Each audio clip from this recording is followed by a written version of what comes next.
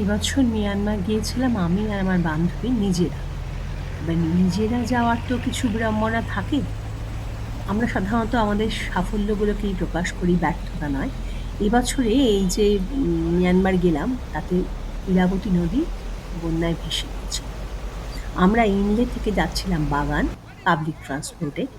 তো মহিলা বলতে আমরা ২ বান্ধবী আর একজন স্থানীয় মহিলা, বাকি সব পুরুষ ছিলেন। এবং ওখানকার পুরুষরা তো বেশিরভাগই ড্রিংক করে থাকেন। তো যখন সন্ধে হবে একেবারে জঙ্গলের ভেতর দিয়ে যাচ্ছি, এরকম একটা সময় দেখা গেল যে আমরা ওই বন্যা কবলিত অঞ্চলটায় এসে পড়েছি এবং শয়ে গাড়ি দাঁড়িয়ে আছে। সেই গাড়ি নড়বার কোনো স্কোপ নেই। পরের দিন সকালবেলা যদি জল নামে তাহলে যাবে। অর্থাৎ সারা রাত্রি জঙ্গলে থাকতে হবে। তো আমরা বাস্কের লোককে বললাম যে তুমি অন্ততপক্ষে কাছাকাছি একটা ধাবায় চলো, যেখানে আর কি আমরা অন্ততপক্ষে রেস্ট করতে পারবো। বাসে খুব ভয় করছিল যে ওই লোকেদের সঙ্গে এইভাবে বসে থাকতে।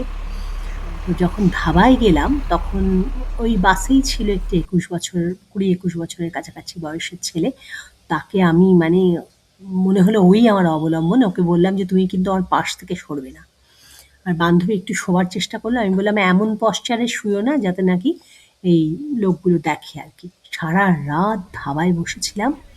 সে একটা অদ্ভুত অভিজ্ঞতা। মানে আমি কোনো ছবি তোলারও মানে ওইরকম একটা ডিজাস্টার এর মধ্যে, ধাবার মধ্যে। কিন্তু আমি একটা ছবি তোলার সাহস পাইনি। সারাক্ষণ দম বন্ধ করে বসেছিলাম এবং চারিদিকে লোকগুলো সব কেমন করে দেখছিল। কি মানে সে কি অবস্থা বলার নয়।